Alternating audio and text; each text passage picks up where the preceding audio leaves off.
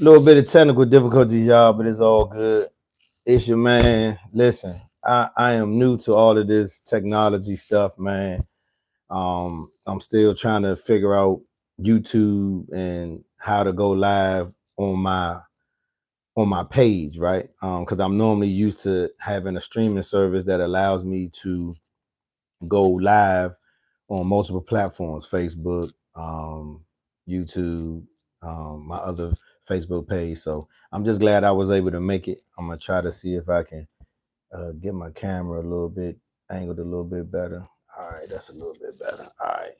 So yeah, man, tonight, man, Amachi couldn't make it. She had some work stuff that she needed to take care of, and so I'm gonna be solo again tonight. I know we got the game, we got the Patriots and the Steelers, so I'm gonna try to, not hold y'all too long because I know most of y'all won't watch this game, but I needed to go live, and so I got this new wireless mic. I need to make sure y'all can hear me. It say that it's on, so I'm hoping that it's on that y'all can hear me. So if you're in the comments, if you can hear me, let me know. This is a new trial for me. I'm trying out something different for a while until I can get my laptop back up and running. So I got to do the Real Talk Live this way, straight on YouTube. So I try to share it into the group. I shared it on my page, and I also shared it on my personal page. So I'll get started once I know y'all are with me. So give me something. Let me know y'all in the building so I can get started.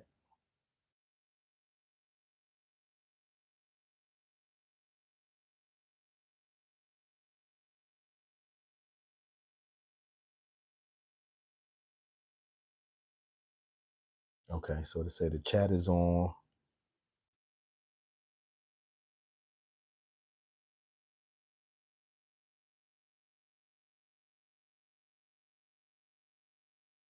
Okay, so that's on. All right. So it say I got one viewer so far. I just want to make sure you can hear me.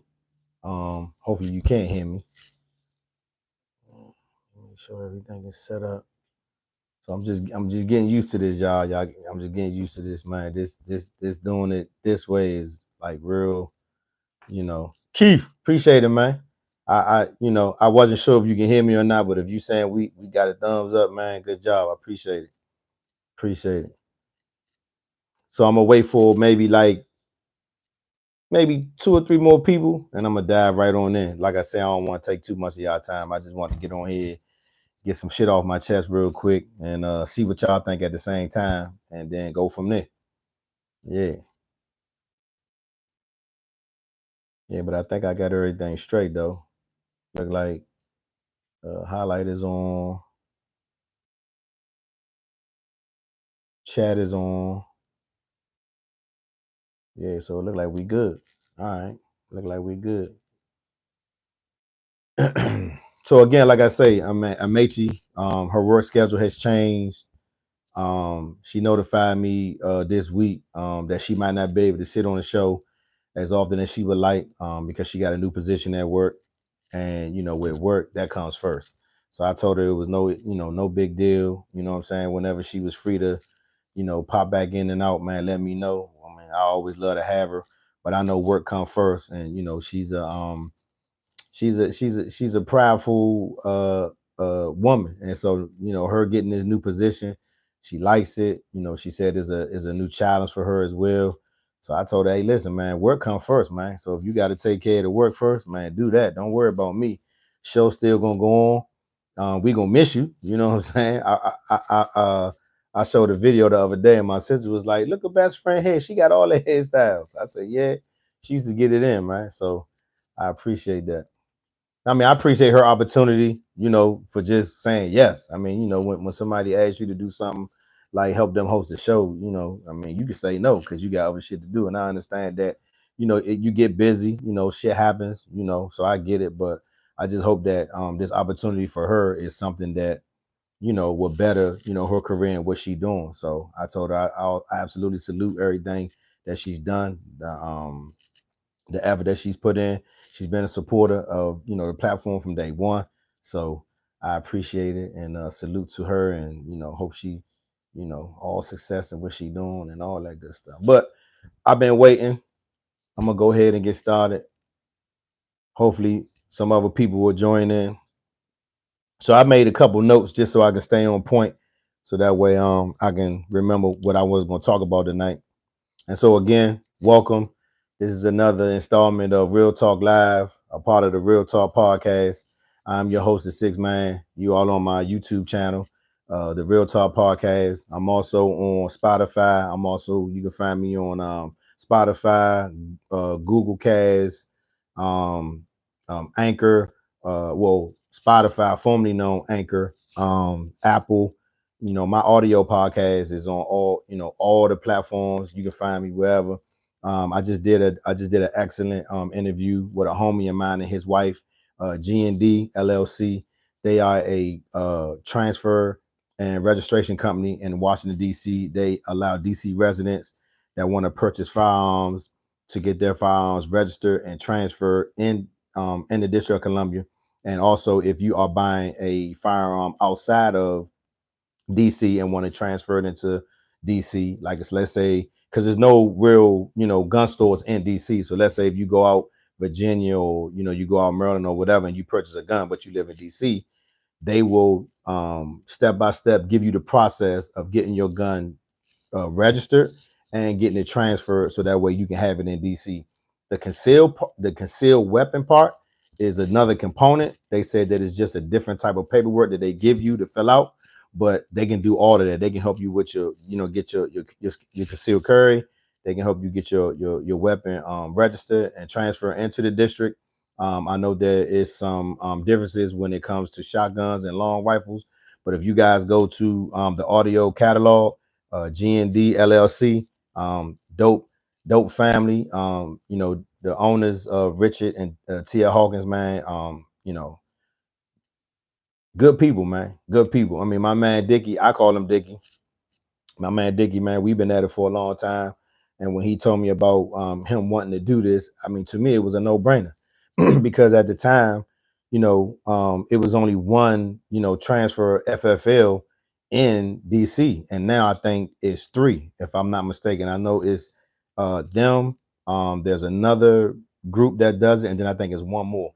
But for me, he said there's no competition, is no, nothing where, he feels like he doesn't want anybody else in the industry. But right now they are looking to grow the business.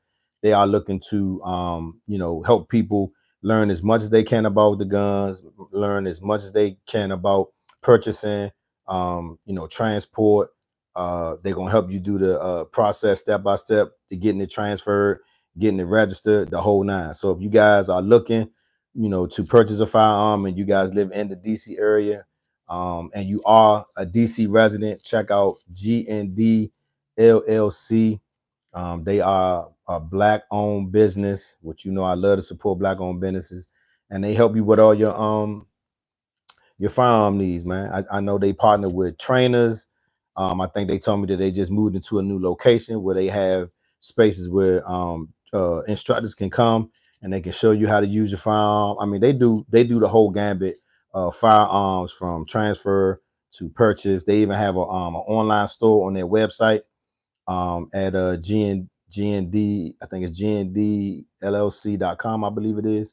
And they got a gun store. You can buy the gun from them, on their website. I mean, it's just a beautiful thing what they doing, man. But on that topic, responsible gun ownership is something that I think we all should have. I think that, as like I told them in the interview, I said, as long as I've, carried a weapon and I've carried it illegally, I thought that it was dope that they came up with the idea. Well, my man Dickie, Richard, he came up with the idea to do it, and his wife, as a good spouse, did her due diligence, did all her research, and now they 4 years in. They've been doing it for 4 years now. So I'm proud of them. And it just seems like the way the DMV is shifting in terms of violence and, sadly, the things that are happening, in our, and I say our community because I feel like our community as Black people as a whole, it's a whole community. Whether I'm, in DC, whether I'm in Maryland, whether I'm down here in Florida, wherever I am, I feel like us as African Americans, we have to, when we say community, it just means as a whole. It doesn't mean, me saying that I'm looking out for DC more than I'm looking out for Florida, or I'm looking out for, any other, city other than, any other city. But, DC is my heart. That's where I started. As you can see, I rep them all day long. You know what I mean? And it just kind of is what it is. But, I think that is imperative that those that don't right now have a firearm, that they want to get as much research in as they can to figure out how they can be a responsible gun owner, because I think at this point it's necessary. I mean, I was just in the gym the other day and I was telling my folks on Facebook, every time I looked up at the TV to take a break, it was just something. First, I looked up at the TV. First it was the UNLV shooter, then I looked up again, then there was another chase on the turnpike, and then I looked up again, it was another chasing, shooting in Miramar. And then I looked up again, it was a sibling shot another sibling down in Miami. So I was just like, damn. I mean, it just seemed like every time I look up, it was something, going on. And it's time, man. I mean, I think it's time for us to really, if we have the opportunity, if we do our due diligence, if we look up our paperwork, if we have a record, if we take our time to get all that stuff worked out. And I know when you go to get your gun, if you go to purchase a gun, I know it's a process, which they explain that. But I think one of the important things that they did explain was, do your due diligence first. If you got if you got a criminal record, if you got history, go do that first. Kind of see what's on your record, see if it's something that may hinder you versus you paying all this money to start the process to get a gun, and then you get flagged, or they tell you can't do it. They say that they got felons who come out and they try to do the same thing and they get dinged for because they're felons. And I mean, as a felon, you cannot have a gun. So it's just so many things that interview, information that came out in that interview that I think is well worth sharing. So my latest interview on the audio side, it was great, man. And it was great just chopping it up with T and Dickie, man. I hadn't talked to him in a while, so it was good, just talking to him, chatting it up with him. And then it was good just learning about their business and what they do.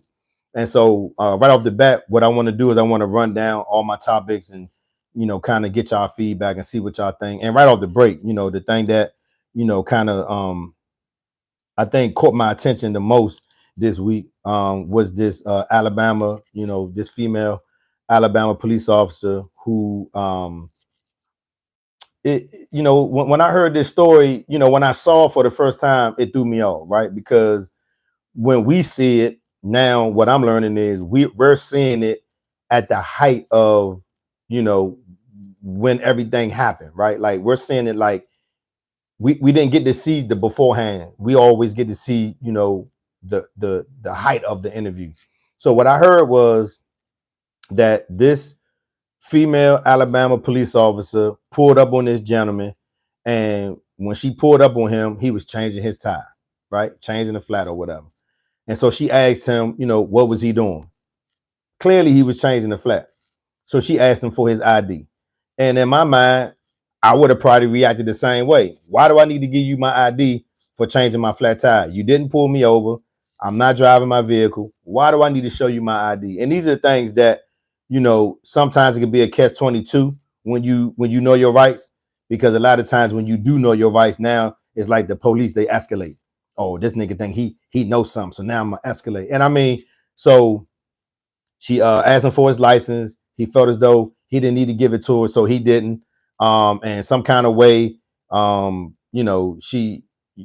was some type of, I don't know if I can't say it was a scuffle, but some type of way he ended up on his back. She put handcuffs on him, and the brother that was with him, as he was changing the tire, ended up starting recording the situation. And what I was told was that the brother was recording, but the officer didn't know the brother was recording. So by the time the brother started recording, the incident, that's when we see the officer, telling him to walk over to her car. She put him on the hood. She pulled a gun out. She started tasing him in his back because he asked her, like, what are you doing? And then I'm not gonna say it was interesting, but it was really sad to hear all of the stuff that this man was charged with that was not true. I mean, they said that this man was a felon. He wasn't a felon. They was trying to get him for having a gun because he was a felon. He wasn't a felon. It was just they said that they found drugs in the car, no drugs in the car. I mean, it's just getting to the point now, like, what are the police for? Like it when we see some of these officers, it's almost like I know good police officers. I've grew up with police officers. I still know to this day, officers who are still police officers and they good people. But it just seems like these officers who do this bullshit make it hard for the good police officers, right? And I remember having a conversation a while back with a police officer, and we were at a bar and we were just having general conversation. And he made a statement. He was like, he said you have to look at it in my from my perspective, from my lens. He was like, when I'm pulling you over, I don't know if you're a good guy. I don't know if you know what I'm saying? I don't know if you're gonna pull a gun out on me. I don't know, what's going on. So I had to be ready for anything. I was like, no, I understand that. I said, I wholeheartedly understand that. I said, but where I'm lost at, when you pulling me over, you have the technology to, run my tag, know whose car belongs to, know if I got insurance, know if I got warrants, know if I, if you need to come to the car, aggressively or whatever. You know all that stuff as you get out the car. So to me, it's kind of hard for, this officer to say, he doesn't really know the type of person that he's, confronting when you get out of the car, which I can understand. I get it. I said, but on the flip side of that, imagine me being in my car and imagine how I feel when you walk into my car. I don't know what kind of police officer you are. I don't know if you a good guy. I don't know if you, uphold the oath that you took to be a police officer to serve the community. I mean, like this young lady, is a sworn police officer and got this man in handcuffs on the hood of her car and she tasing him. I'm like, what? I mean, excessive force. And then, I'm hearing that she's on administrative leave. How, Sway? How are you on administrative leave? I mean, in my mind, I know things, take time and there's a process, but the catch was they was trumping all this, man. They was trumping up so many charges for this man that his bond was $500,000. And when the district attorney found out what was going on, he dropped multiple charges, which ended up his bond ended up being $5,000, which is only, I believe, $500 to get out. But I feel like he shouldn't have had no bond at all. I mean, I don't know what's going on with the gun, whether he had a license for it or whatever the case may be. But I still feel like, the whole interaction was unlawful because this man was changing a tire. He was not in his car. The car was not being driven. This officer pulled up, not minding her fucking business, putting up to somebody just changing the tire, and this whole situation blew up to what it is, national news. And I mean, thank God. And I'm one of the people that always say, I'm tired of motherfuckers recording shit. I'm tired of motherfuckers always holding their camera, especially when they can step in and help out. But in this case, he needed this camera because they was trumping up all types of charges on this man and kind of find out it was a lie. And they did not know, well, I don't know whether she knew. I mean, because they said that she didn't, but they clearly didn't know that her brother was recording, and the officers didn't even know that the incident was recorded. So once they found out that the incident was recorded and it was online, the DA was like, "Oh, we can't do that. We can't charge this man with that. You did this. You did." She said he had fentanyl in his car. Who the fuck ride around with fentanyl in their car? Come on, man. Fentanyl. I mean, I can see if she said weed or something like that, but fentanyl. Come on, and he changing the tire. Come on, man. So it just make me feel like, it's this conversation about, reform, police reform, and, trying to, respect police officers because of the authority that they have. But it's hard to respect the police officer when we see, so many bad police officers, doing what they do. And I'm on IG under the video, and this guy broke it down. He was like, she's not a police officer. She's a cop. It's a difference between the two. And he was like, and you got to understand that a cop is going to do what a sergeant or a lieutenant or somebody in charge is going to tell them what to do and how to police. So it's a difference between a police officer and a cop. And I was reading this statement. I was like, damn, it might be some truth to that. It might be some truth to that. And I definitely believe it's some truth to the fact that these, sergeants, lieutenants, captains, they know these officers and how they operate because they're in roll call, not I'm not gonna say telling them, but they're encouraging them, to police a certain way. And of course they're not gonna come on TV and say that, but in certain areas, Alabama, we talking about Alabama, man. Alabama. I've been to Alabama. I've driven in Alabama. Okay, when I worked for my job, Pella, back in the day, I drove to Alabama. I mean, I flew to Alabama, Birmingham, and I drove, in Alabama. I was doing delivery, so I mean, I drove all through Birmingham, Mobile, Tuscaloosa, um, Huntsville. Shit, I drove all through Alabama, making deliveries for my job. And so, I never really got pulled over. But the people in certain areas, you can just tell when they look at you. Like, you can tell that it's still, what I'm saying? It's a little, yeah, I need to be easy. And I was also reading that there is still a such thing of sundown towns. I was like, what the fuck is, I mean, I'm not saying I was totally lost because I remember hearing somebody talk about it maybe like 2 years ago. But then when I kind of like dove into it, I was like, sundown town, what the fuck is that? So I overheard this comedian, I cannot think of his name, but he is sometimes on the Daily Show. And funny guy. And he was talking about how he did a comedy show. I can't remember the state he was in, but he was saying that after the comedy show, people was coming up to him, telling him, how good he did, on the show, and was buying some of his merchandise and stuff like that. But then ended up telling him, you be better off going back to your hotel room tonight and not coming out tonight. I was like, for real? He was like, people were telling him at the same time, telling him he did a good show to go back to his hotel room and stay in his room. I was like, wow. And then the caption at the top says sundown towns. I was like, what? Sundown town. So of course, me, I looked it up. And then when I put it online, I just wanted, see what people thought. And then people like, oh yeah, it's some down in the South, and it's some. I mean, my man came on. It was like it's one in and I want to say he said it's in Maryland somewhere, and then somebody was like, it's a couple in Virginia, North Carolina. I was like, oh, sundown town, like wow, like I mean, if you black and you in a town with this description, you can get fucked up. I'm like 2023.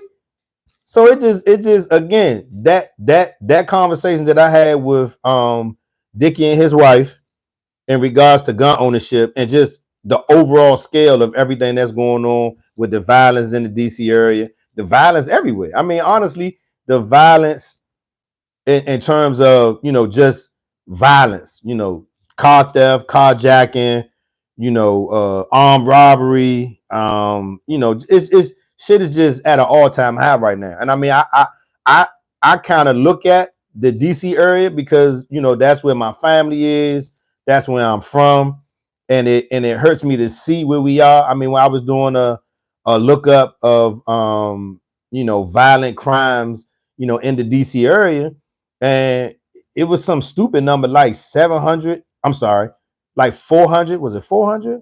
Yeah, it was like 423 carjackings this year. 423. I was like, damn, that's 400. So I mean, it to me, the conversation with Dickie and his wife about the process of purchase of a gun, transfer, and registration, I think to me was important because I think once people hear that and they live in the city, they may feel a little bit more comfortable with the information that was given that will make them or allow them to make the decision, conscious decision to go arm themselves. Because I mean, listen, a lot of DC residents are armed. I mean, if you go to gndllc.com and go to their homepage, and somewhere on their page it tells you how many transfers they've done, since they've been in operation, and that's 4 years. So in the 4 year span, they've done over 7,000 transfers where you live in a city with over 70,000 people. I mean, it seems like, that's 10% of the people, right? But I mean, listen, that's a lot of people walking around in DC either with a gun in their house or walking around the streets concealed carry with a gun, because there's an option now. I mean, you can register your gun and keep it in your house, which is cool. You could transport back and forth to the range, right? But then you have an option of actually, concealed carrying it. So you got to imagine if they've done over 7,000, transfers and registrations, and it's another company out there that's doing the same thing, who's to say how many transfers and registrations they've done? So combined, it's a lot of people walking around with guns legally. Now, I mean, for me, it's been a lot of years that I walked around, with a gun illegally. And I mean, it is what it is. I mean, growing up, when you engaged in certain, activities in the street, it's vital, for you to have something to protect yourself, right? And so I'm happy, now that I have the opportunity to actually, be somebody who is a responsible gun owner, not just somebody who is just carrying a gun just to be carrying a gun. But I mean, nowadays, the way shit is going, I mean, you got to protect yourself, man. You got to be able to, make sure that you're, protecting yourself, and not only yourself, but your family. So just listening to,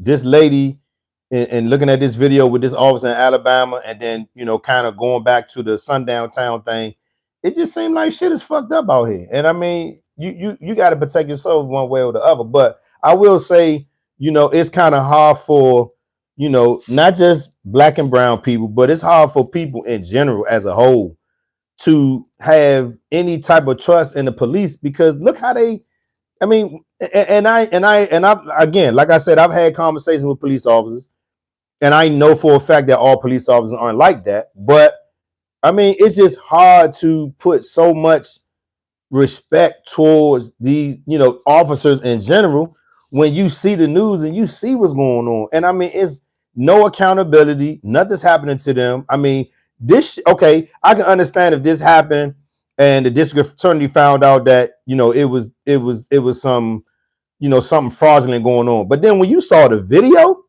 and she's still on administrative leave, how is that? How is she still on administrative leave, Joe? Administrative leave when this man he is not a threat to her. He is in handcuffs, and she is tasing him in the back. And I think, if I'm correct, before she got him onto the car, when she initially approached him, however that went down, when she asked him about what he was doing, he was telling her he was changing the tire. I thought I heard them say that she tased him at that point too. So she didn't tase him just once, she tased him twice. And she tased him the second time. He not being forceful, he not, giving her no static. He in handcuffs. And you tasing this man in his back? Come on, man. So it to me, it's just hard to, it's hard, man, to I mean, I tell young people all the time, it's not really the person, meaning that it's not the person that you see in front of you, but it's the authority that that person has. You got to be smart and think about, how you interact with this officer. And I mean, I heard Ricky Smiley the other day on the radio talk about how, he would be yes, sir, no, sir, all that. And I get it. But it's sad that black and brown people are majority the only people who have to, come in contact and communicate to the police in that way when we're pulled over. We gotta be super duper respectful, and we gotta keep our hands on the wheel so they can see our hands at all time. We gotta teach our kids the same shit. Like it's just becoming to be too much. And then we always talk about this mental health thing, and so it's so many things that fucks with us mentally. I mean, I hear people talk about the condition that we've had as black people since slavery, and there's a big connection there with trauma and mental health. I get it, but some of these officers, man, something got to give, man. Something has got to give. And I got a friend of mine. I'm gonna shout Nicole out.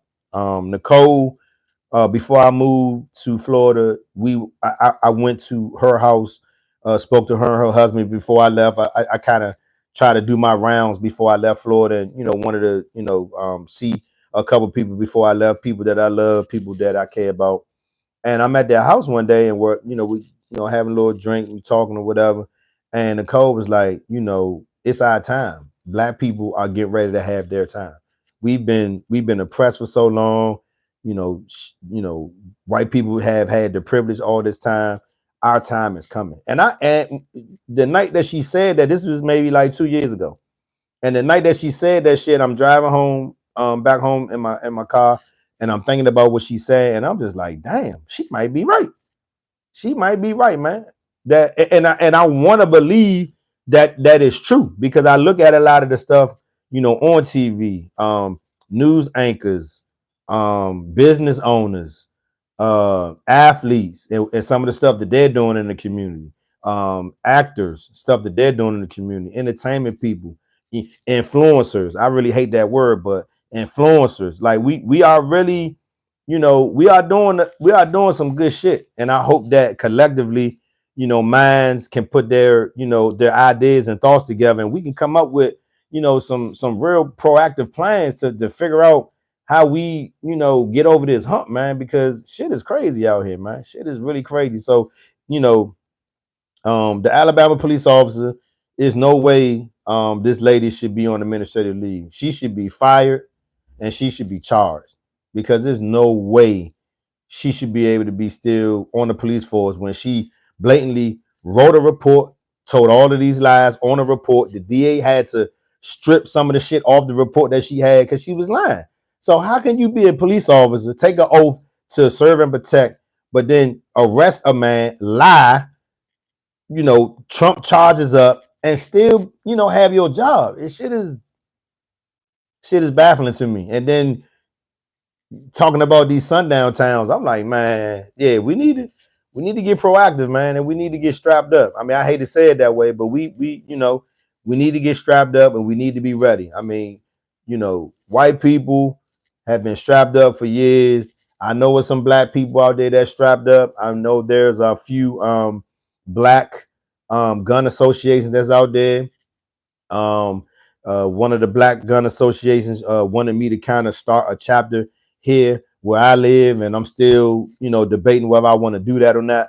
But it's a thought. You know what I mean? Because he was like, we got people that can, come down and help you get set up, because there's people down there that really need to know about, black, you know, um, organizations that's helping people, learn about guns and gun ownership and how to use them and all that. So, I mean, I think it's a great thing. And so, kind of moving along with that, I mean, I know we really don't talk about sports a lot, right? I mean, I don't really, talk about sports a lot on my platform, but I thought that it was interesting that Florida State went undefeated this year. They went undefeated, man. They didn't lose to anybody, and they're not in the championship game at all. And I'm just like, how does a team lose one or two games and still end up playing in the national championship? Like, Governor DeSantis, as fucked up as he is, and I mean, and that's as fucked up as Governor DeSantis is, he is trying to get Florida State to sue the college committee on not allowing Florida State to be in the championship, which I don't really have an issue with, because it's fucked up. Them kids work their ass off to be an undefeated team, and they don't even get to play in the national championship. So it just almost seems like my man Dante Jones, man, Delaware State, man, he always Baltimore, my man from Baltimore, Dunbar High School. We always talk shit about, the DC, Baltimore, athletic scene, football, basketball, whatever. He's a longtime coach for football. And he's always one of the ones, kind of just talking about how, sports in general, and especially professional sports, and along with some of the rules and regulations with college, it's just fault. It's faulty now. It's like it's no real excitement. I just saw a interview, not an interview, but I saw like a quick video with Tom Brady and how Tom Brady was like the NFL is watered down now. He was like, when I was a player, I didn't throw the I did not throw the ball to somebody because I was trying to make sure they wasn't gonna get hurt. That's not the game. I'm throwing the ball so I can get a first down, or I'm throwing the ball so I can get a touchdown. He was like, nowadays, the game is just, it's not what it used to be, and it's not. And I mean, if you listen to commentators and just fans in general, myself alone, I be sitting here watching the game, and you be like, well, why you upset? I be like, because they don't know, they don't tackle, they not physical no more. You can't touch nobody on offense. You can't touch the quarterback. Like it just, I mean, I was telling her last night because we was watching the pivot and we were listening to Ed Reed as they interview Ed Reed, and Ed Reed brought up Steve Atwater. I was like, Steve Atwater, I ain't heard that name in a long time. I mean, when I think about Steve Atwater, if I go further back, I think about Ronnie Lott. And if you know who Ronnie Lott was, and if you look at Steve Atwater, Steve Atwater, Ronnie Lott, Ed Reed, Sean Taylor, what's my man that used to play for Pittsburgh? Troy Polamalu. I mean, defensive backs that will bust your ass. And that's when football was football. When you got that motherfucking wood across your man, what? And now you get a hit like that, 15-yard penalty, you get ejected, all this shit. It's like, man, it's kind of watered down, man. I mean, I want to watch like this game right here. Right now, Patriots is up 7-3. Look like they got the ball, right? And as I look at this game, quarterback throw the ball, receiver ain't catch it, no flag, all good. But it seems like some games you watch, flags is just everywhere. It's like they just like laundry all over the field. Like, what the fuck is going on? You know what I'm saying? And I mean, they got pads and protective gear for every body part. If you want something for your elbows, they got them. Knees, hips, helmet, shoulder pads, ribs. So why is it that we can't play football? So it just seems like the game itself is just getting watered down. When I talk to my brother, he always say, this shit is rigged. They cheating. This shit is rigged. And I mean, to a degree, when you look at this shit, it be like, man, this shit is crazy. I mean, some of the calls that the refs miss be crazy. Some of the calls that they do call, you be like, what the fuck is that? So to me, it just seems kind of hard trying to figure out, what's real and what's fake with football. But it's like, damn, I played football. A lot of, men like myself play football either in, high school, pee-wee, college, at whatever level.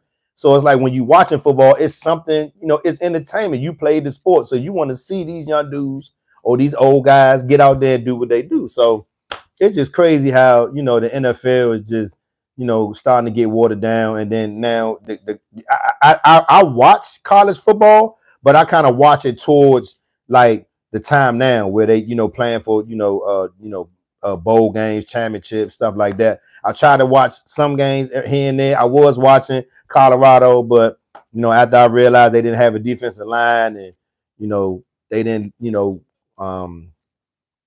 they didn't live up to the hype. You know what I mean? I think Dion is gonna get it together, but this year was just not their year. And I mean, it's their first year. I mean, I wasn't expecting them to come out and bang out on everybody, because it was some games I was watching. I was like, God damn, they offensive line is some shit. I mean, that boy Shador Sanders, he was getting his ass. I mean, I was like, boy, that boy getting up every play. So, I mean, I tried to catch a game here and there. I watched a couple Maryland games. They made me proud. They went undefeated for a while till they played Michigan and got their ass stomped. But, I mean, I just feel like, when you play the game, you feel a certain type of way about football. So you kind of just watch it, versus watching, negativity or, something that's, not so productive on TV. But it's, it's entertainment. And it's something to watch. When you place your bets, I mean, shit, they just went live at Hollywood, at the Hard Rock Hotel Casino, craps live, roulette table live, betting live. I mean, it's about to be back live down here at the casino. I might go fuck with that joint. You know what I'm saying? If Angel let me, I might go over there. Man, yeah. I mean, I be on my DraftKings shit, but it ain't nothing like going to that roulette table and hitting your number. Black 12. Oh shit. Oh shit. Yeah. So I might go over there and fuck with it for a little bit. But yeah, man, it just seemed like, Florida State deserved to be in a championship game 13-0, man. That's not saying that it's unheard of, but that ain't easy to do. To go out, practice, and win every fucking game and don't get a chance to play in that big game. That's crazy to me. That's crazy to me. But I want to move on. So the Republicans versus the Democrats, right? It's always a big conversation about the Republicans and the Democrats, right? And I guess for me, I ain't gonna lie. Joe Biden, I didn't vote. I know some people, will say, "Oh, that's part of the problem," but I'm doing research now where I'm actually even in Florida, Broward County. I'm trying to find out who the district attorney is, who the sheriff is. I want to vote locally. I want to see who these people are, what they doing, and what these people say they bring to the table. Voting for the president now is starting to just be like a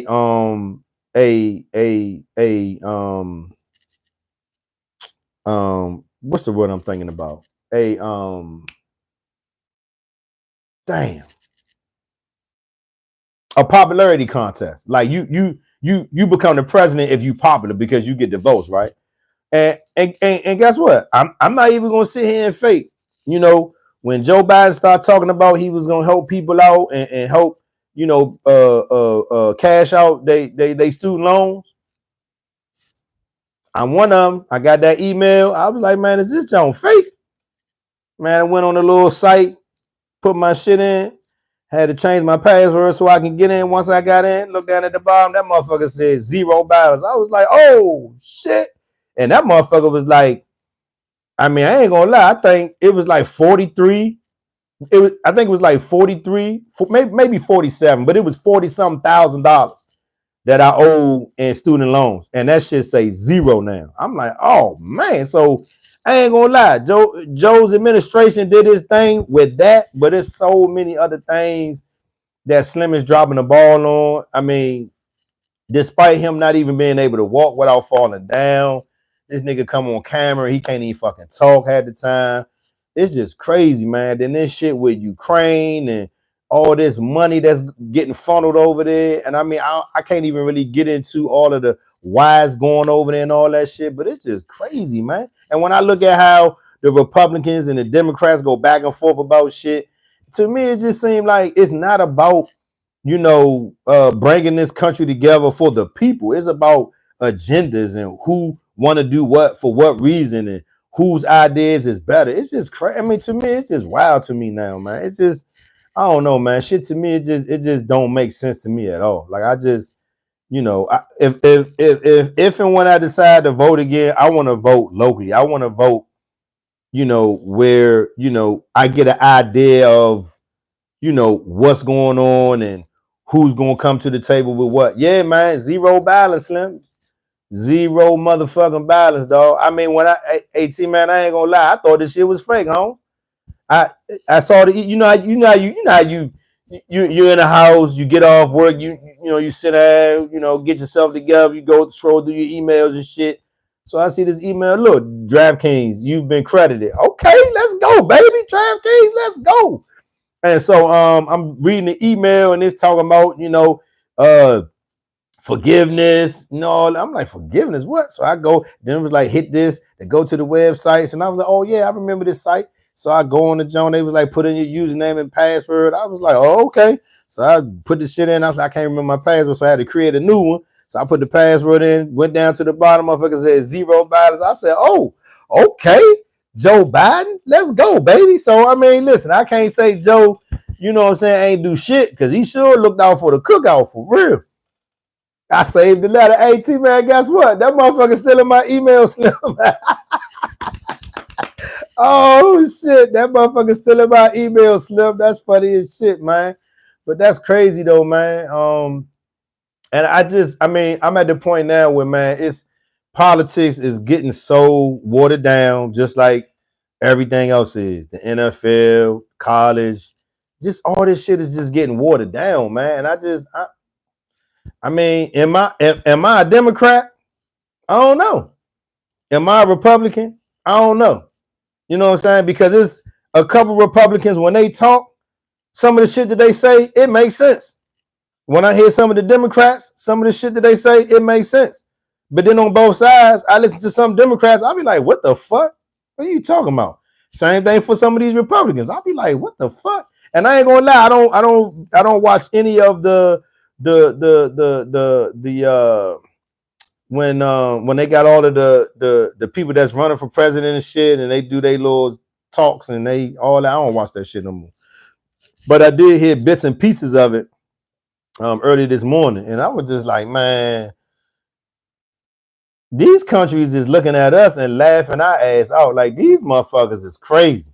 The United States is fucked up, Joe. I'm just gonna say it. I hope I don't get, taken off for saying that, man. But the United States is fucked up, Joe. Other countries just looking at us like, man, these motherfuckers is retarded, Joe. For real. I know, right? I know, Slim. Taking the knee, that shit is a whole nother. That's a whole nother conversation, man. It's always, you know what I'm saying? It's always, I mean, even when it happened the first time with the Colin Kaepernick shit, man. And even now, I look at all these quarterbacks that's getting injured. I mean, hey, yeah, like they getting quarterbacks from Safeway to go and play. And Colin Kaepernick can't play. Come on, man. That's crazy, man. Yeah, the debates, man. I don't watch that shit, man. I ain't got time for that shit. Yeah, man. Both sides, man. That's why I say I can't really. I mean, I be listening to them, but I can't get into that shit, man. That shit crazy, man. That shit crazy, man. That shit is crazy. Nadia, what's up? Hey, Nadia, I saw your inbox. I just couldn't get to you. I was talking to a mentee of mine early today, but I'll get to you as soon as I get off here. But yeah, man, I can't get with it, man. I can't get with it. But y'all just came on, so I talked about the police officer in Alabama. Made up all this bullshit about this guy that she motherfucking tased with handcuffs on. Kind of find out this joker was just trying to change his tire, change a flat. She pulled up on him and went ham. Basically, lied, falsified documents, police report, all type of shit. DA found out that it was a video. He was like, nah, we got to fix this shit. And I still don't understand why she on administrative leave, but that's here or there. So if y'all want to chime in, y'all can chime in on that. Then I also went into Florida State being 13-0 and not being able to play in the championship game, which I think is really fucked up. And then I started sliding into Republicans versus Democrat. You know what I'm saying? Shit is crazy.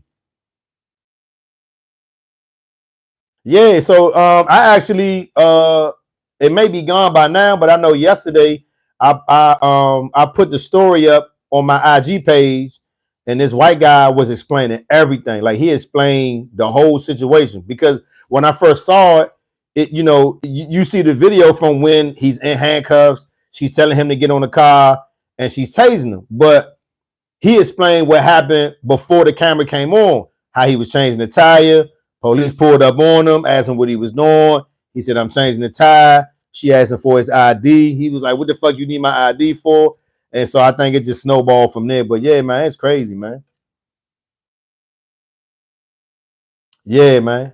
Yeah, Florida State. I mean, if it ain't Maryland, or if it ain't a local team, you know what I'm saying? But Florida State 13-0, come on, man. Them people supposed to be in the championship game, man.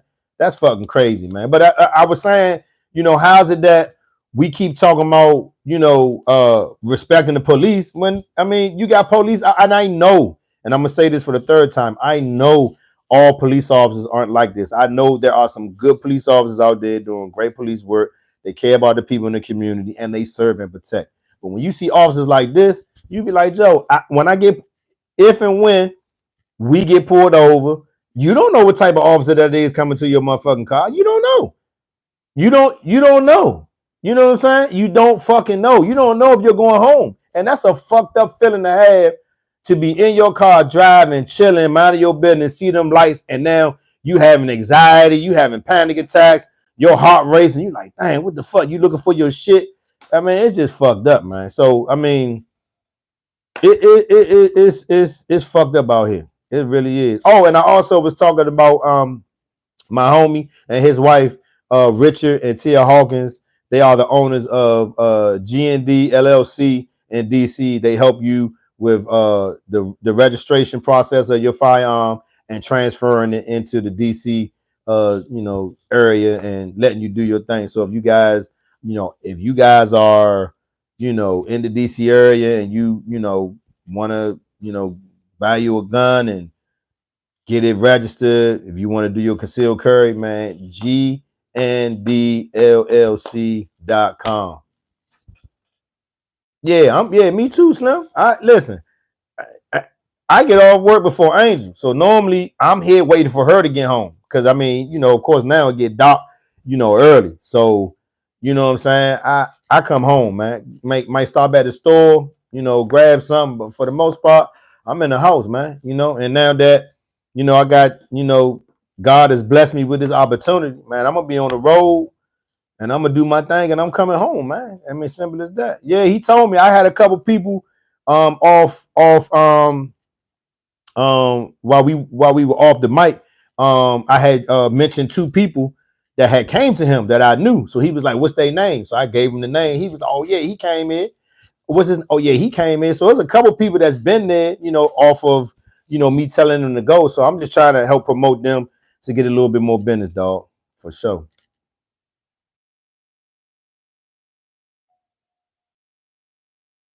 Yeah, I mean, and like I was telling Angel last night, I mean, I know for a fact that Angel will be able to handle a gun. It's just getting her more comfortable with one. Because when I handed her the gun one night, I took the bullet out of the chamber, left it open, took the clip out, let her hold it. Then I let the slide go, let her hold it, and then I put the clip in and let her hold it. And she felt the difference in weight with the clip out of the gun, with the clip in the gun. So and the gun that that she was holding, a little bit bigger than what her hand could handle or whatever. But I'm like, if we can get her in the range, get her more comfortable, 25, 32, 380, because they make some nice 380s. Like they got some 380s that look like 9 millimeters, and they will, yeah. So if I can get her comfortable, get her in the range, kind of show her how to, unload the basic stuff. Nothing crazy, nothing cleaning and all that, because that takes time. But just to,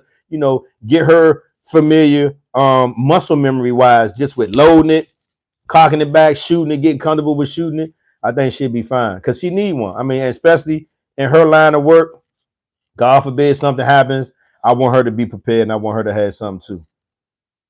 Yeah, three. I mean, Nadia, I think 380 would be ideal for a woman or anybody who's haven't really had experience with a handgun. I mean, at 22, you can shoot a 22. I mean, because it's not going to be too much kickback. But I think a 380, something 380 on down would be something perfect for a first time shooter or somebody who wants to get familiar with a gun. I think that would be a good starting place. That would be a good starting place. With a 38, you wanted to start with a 38 or a 380, T man?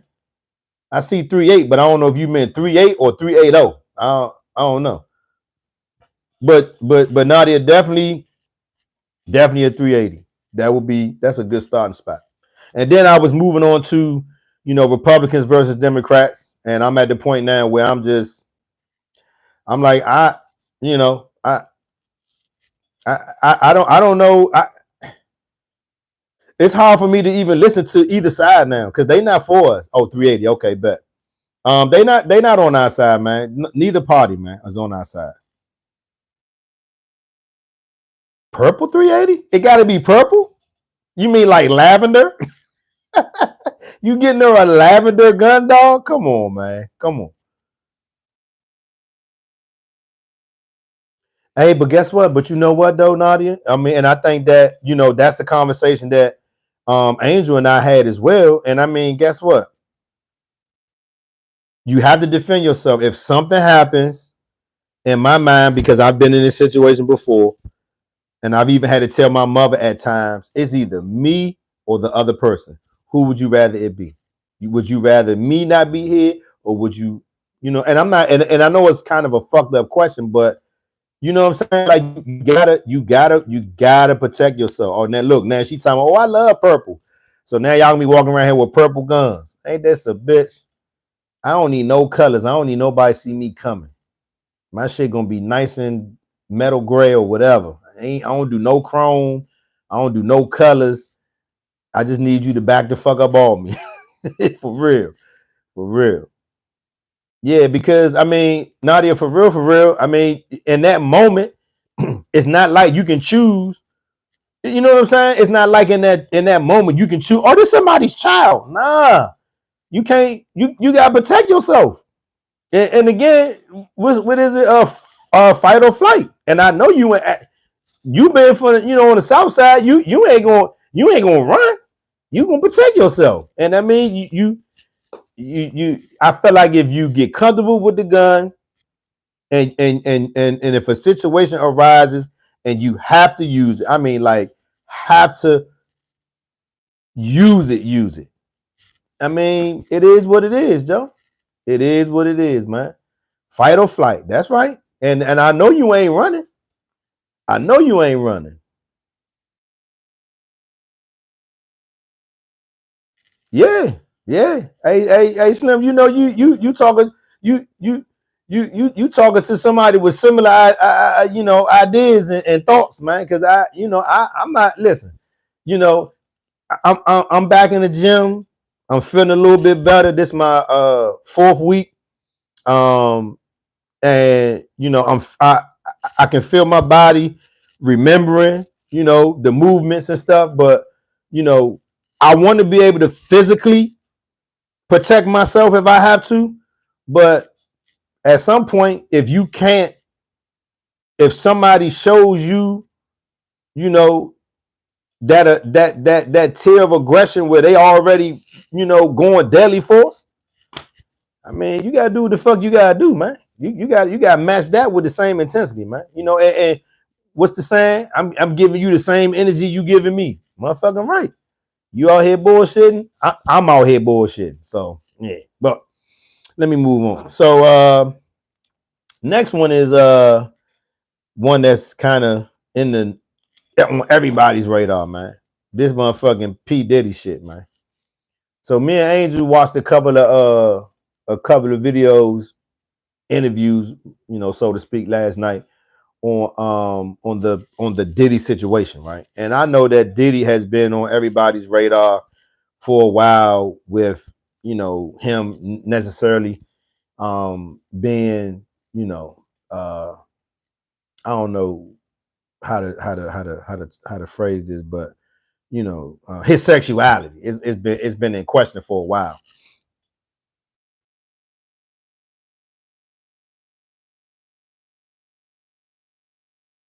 Absolutely, absolutely. And guess what? And I mean, he's absolutely right because again, it's either you or the other person. And if the other person is getting ready to do you wrong, you gotta do what the fuck you gotta do. Yeah, hey Slim. I mean, so we saw like 4 or 5. We watched like 4 or 5 different videos, interviews, so to speak. We watched the one with Mace. We watched like 2 or 3 with Puffy. We watched one with Puffy's bodyguard. I think his name is Gene. And then we watched another one that had like a lot of people in it. And the shit that we hearing, whether we still feel like we not 100% how true a lot of this shit is because we don't have any of the receipts. But now it's another young lady coming out, fourth lady coming out saying that she was raped in the studio, gang rape. And gang to me means that it was more than one person in there. And yeah, man, shit is crazy, man. Shit is crazy, man. And I mean, again, you know, if he did that shit, he need to be held accountable, man. I don't give a fuck. You know what I'm saying? I mean, this law that they put in New York, you know, where people can file after the statute of limitations. I mean, they did it for a reason. And I mean, the young lady Casey, I'm hearing that she has a lot of information on that man and threatened to do a tell-all book or some type of autobiography or something. And man, they say, man, Puffy paid her ASAP, like immediately. It wasn't really no tough negotiations. It was like, yeah, how much she want? Yeah, yeah, get that. Take that, take that, take that.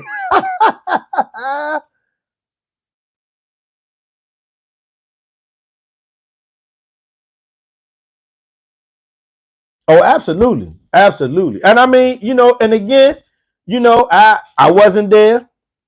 I don't know. I mean, I have done secure I have worked different events doing security for a long time. And I can honestly say that, you know, I'm not gonna call no names out, but I've actually seen, you know, a few things in my day when I was doing security. And these entertainers, it's a tricky lifestyle. You know, angels say it all the time.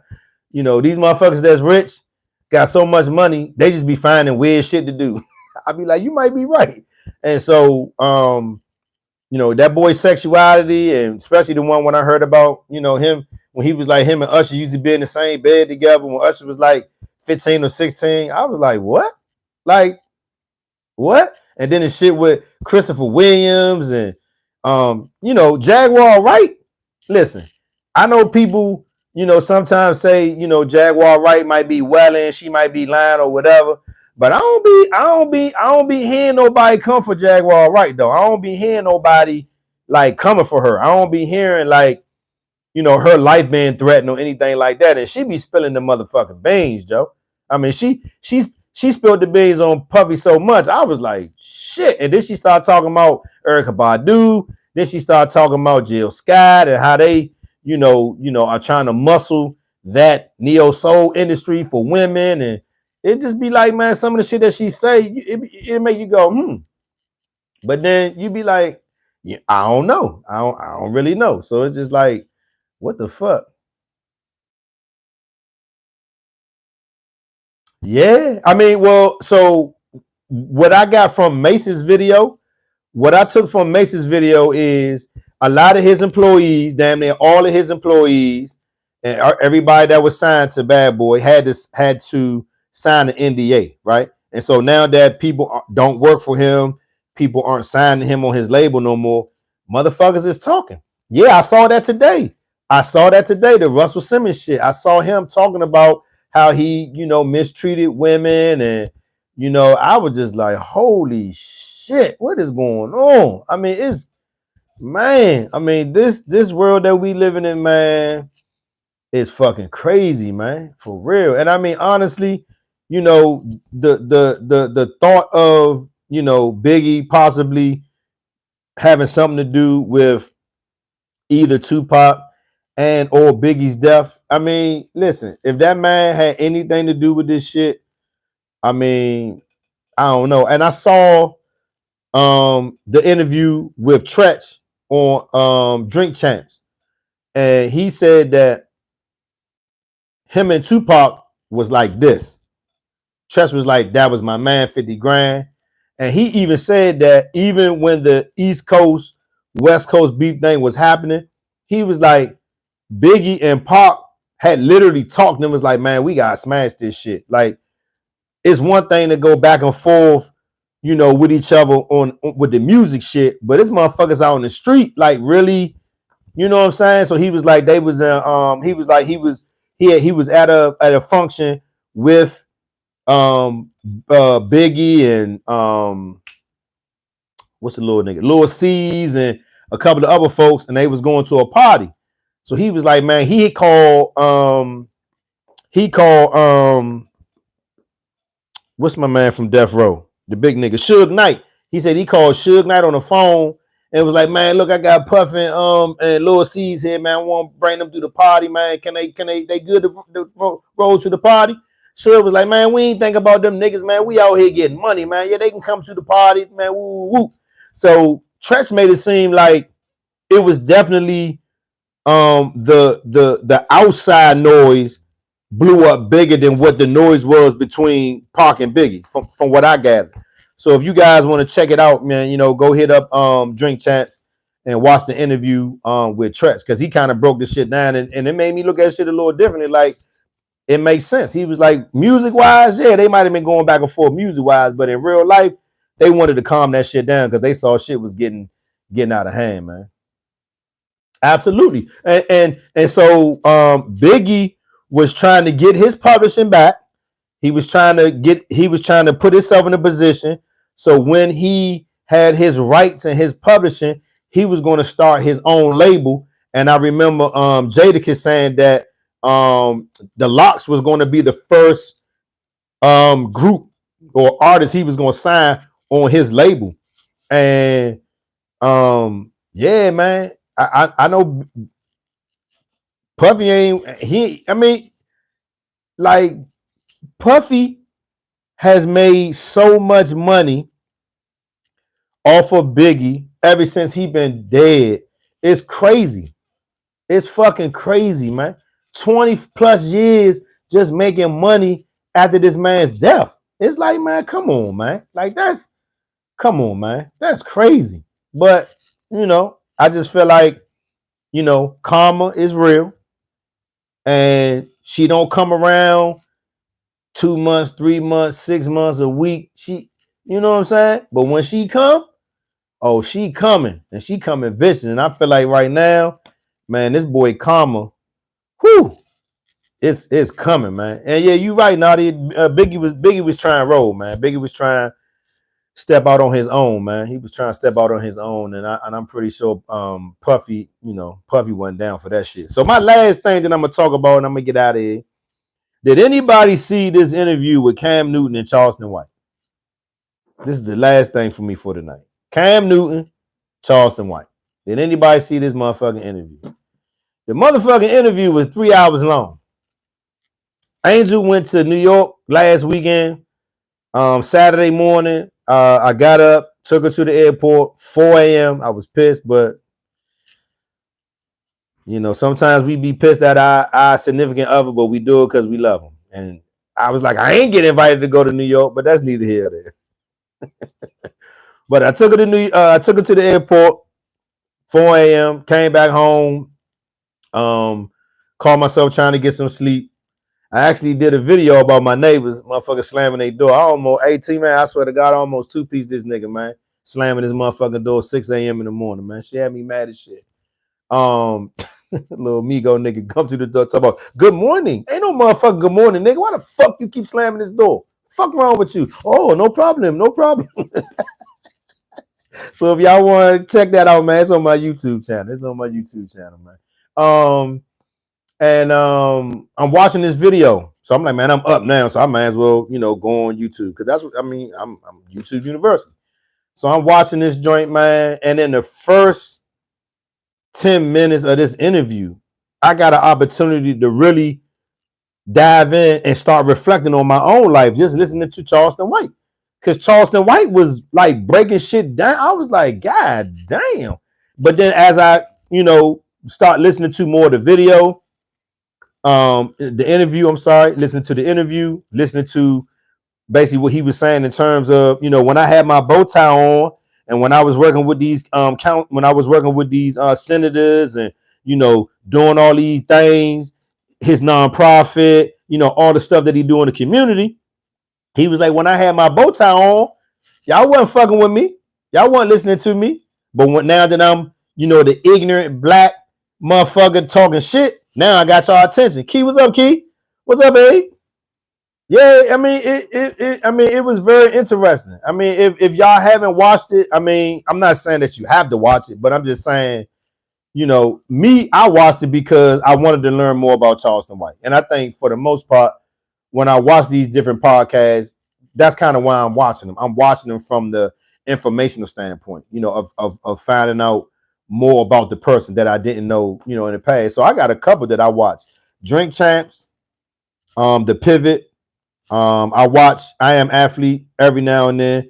Uncle Shannon. I watch Gil's Arena. Um,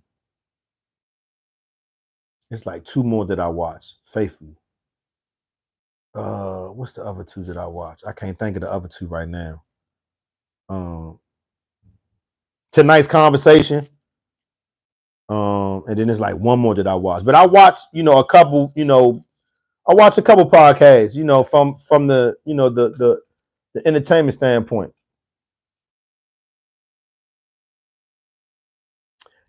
Yeah, and I mean, Nadia, at the end of the day, he talked about that. He talked about, Cam asking him about his delivery when he was like, fuck Dion. He was like, hey, fuck his wife. And it's just crazy now how Dion and his, and they not his wife, they separated. I'm like, damn, that's crazy. But when he started talking about delivery, he said, you worrying about my delivery, but we got all of these kids in a high percentage catching chlamydia and AIDS and this, and this, but you worrying about my delivery. You got these kids killing each other at a high rate on the street and da. And I'm just like, wow. I mean, he got a point, but I mean, yes, he, even Cam Newton said it himself. He was like, you do have a lot of truth to what you say. He was like you said, Nadia, but it's your delivery. But I'm like, at the end of the day, man, you know, I feel like even with me sometimes, I can't sugarcoat how I feel about shit. If I feel strongly about something, it's gonna be hard for me to sugarcoat that. I cannot sugarcoat if I don't fuck with somebody or if somebody, did something and I don't agree with, or I mean, it's, what I'm saying? It's hard for me to sugarcoat that. I cannot sugarcoat something and make it seem like, I'm okay with it when I'm not. And I think that's kind of, what it is with him, but he go a little bit more, he go a little bit more forward with it, because he get real ignorant with it. He get real ignorant with his shit. And I mean, based off doing a little bit of research about him in general and his past and what he's done is when he's been through. I mean, when he talked about, him growing up, in a house with his mother and his grandmother and, having a brother, and his brother was like, man, I'm gonna go kill somebody. Like that's, I mean, as a child, to hear your siblings say, "Man, I'm gonna go kill somebody," and then a few years later, ended up doing that shit and going to jail. I mean, in the South, he said he grew up in Texas, the Houston area, I believe, and down in the South, man. I mean, I can imagine what the deeper South looked like versus where we grew up in the city. I can imagine, what that shit looked like. Um, you said, did I post that? Yeah, I do watch I just started watching his show, T man, last week. Cause I was watching it when Cuz asked him why the fuck he elbowed LeBron James like that. He was like, man, that nigga was cooking my ass. Sick of this shit. So yeah, I just started watching Jeff Teague Jones maybe like a week ago. I get it. I mean, and Key, I get it. I get that his message sometimes get lost, but nevertheless, a lot of truth to it. Nevertheless, of the delivery, nevertheless of, and like Ron, my man Ron Black always say this: don't discount the messenger because of the message. The message don't change, and so I mean, there's a lot of truth to what he be saying though. A lot of truth, and when he talked about legislation that he worked on, things that he do with his nonprofit programs that he developed for the kids. I mean, I don't hear a lot of people doing that in the community. I mean, especially in the, I don't want to say in entertainment realm, because he was like, that's not, his realm. But I mean, on paper, you know, when that Bama say when he was in jail, all he did was read books. He ain't no dummy. He even said that he joined the gang in jail just cause he could turn the shit off because he knew he was going home. So it wasn't like he was joining the gang because, he felt like that was his life. He was like, he joined the gang because he wanted to get that male bonding, that male figure, that uncle figure, that father figure. But he knew when he was getting out, he said he knew he wasn't gonna be, he knew that gang shit was gonna be done after a while. But I mean, at the end of the day, after listening to Charleston White as long as I have now, like the last 2.5, 3 years, he not no dummy. He not a dummy at all.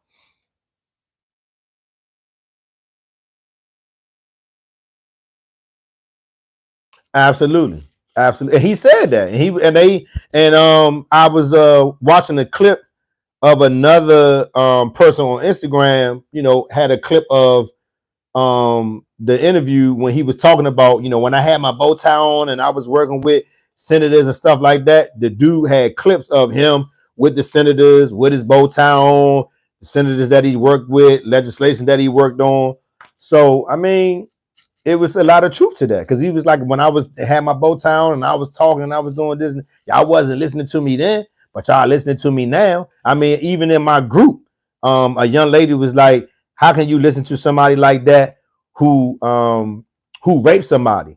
And so I wanted to ask her, do you have receipts that he raped somebody? She was like, just go on Google and Google Charleston White rape. So I did that, and it went right to a video when he was in the studio, and a young lady was asking him, how can we listen to what you say when you say you raped somebody? He was like, listen, I did that on purpose. He was like, I ain't never raped nobody. He said, can you imagine me saying that I raped somebody and really did it? Why ain't I in jail for raping somebody? Why ain't I locked up? So, I mean, he played that psychological shit because he wanted to be able to really get your attention, so to speak. He want to really be able to get your motherfucking attention. And he do. He gets your motherfucking attention for real. For real.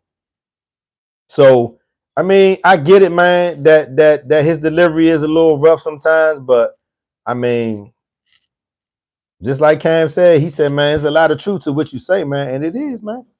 It's a lot of truth to what that man be saying, Joe. And a lot of the shit that he say makes sense. And just listening to, his background, his story, how he developed, getting locked up, going to jail. He was talking about, when they went to the mall and they ended up, killing that white man, and how, it was some other group of white boys, in the same state committed a crime. They got less time than the black kids got, and he was locked up with the white boy. And I mean, just how he grew up, and him talking about his grandfather.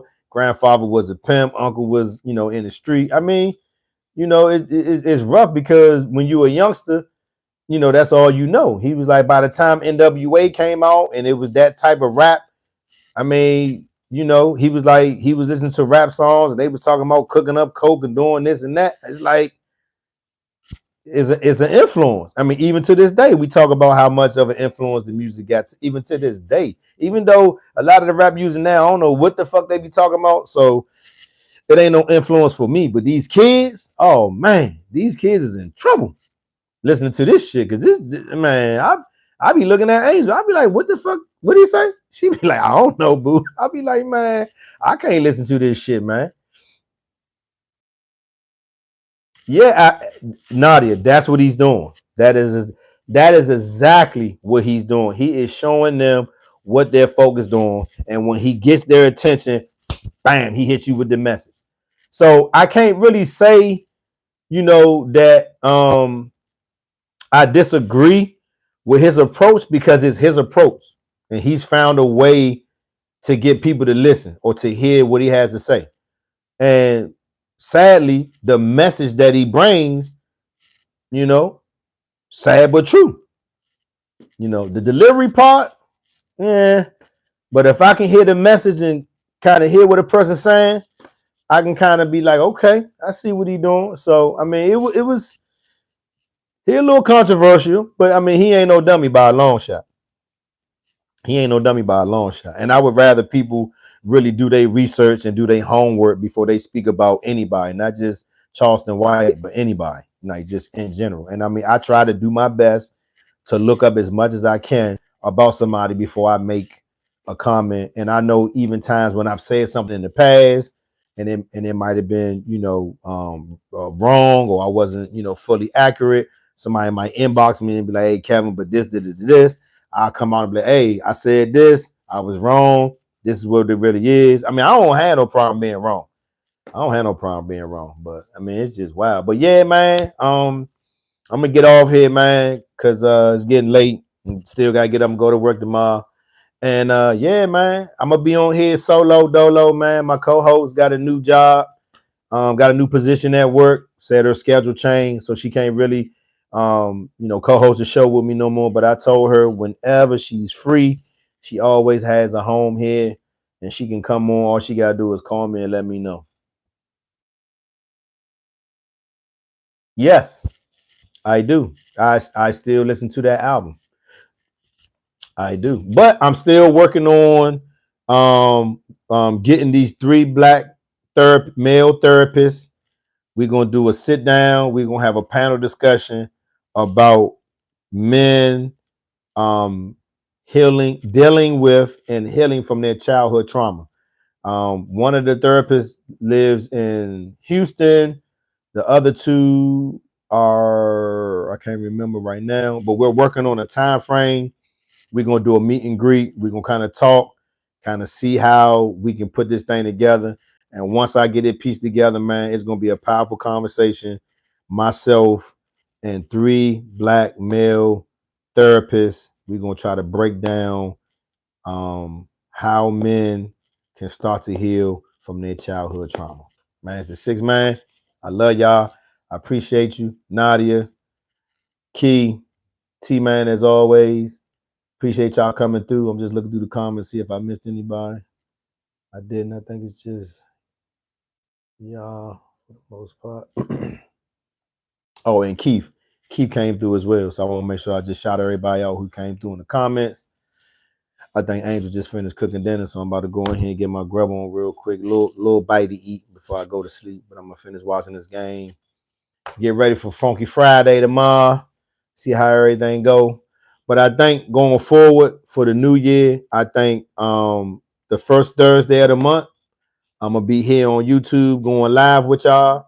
And then the third Thursday of the month, I'm gonna be on my audio side doing audio versions of the podcast as well, doing episodes with guests and getting down like I used to. So if y'all can bear with me, first Thursday of the month, I'm gonna be here on YouTube.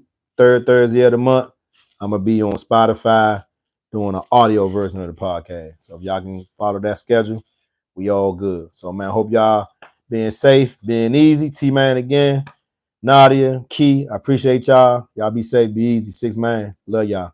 Y'all be safe, be easy.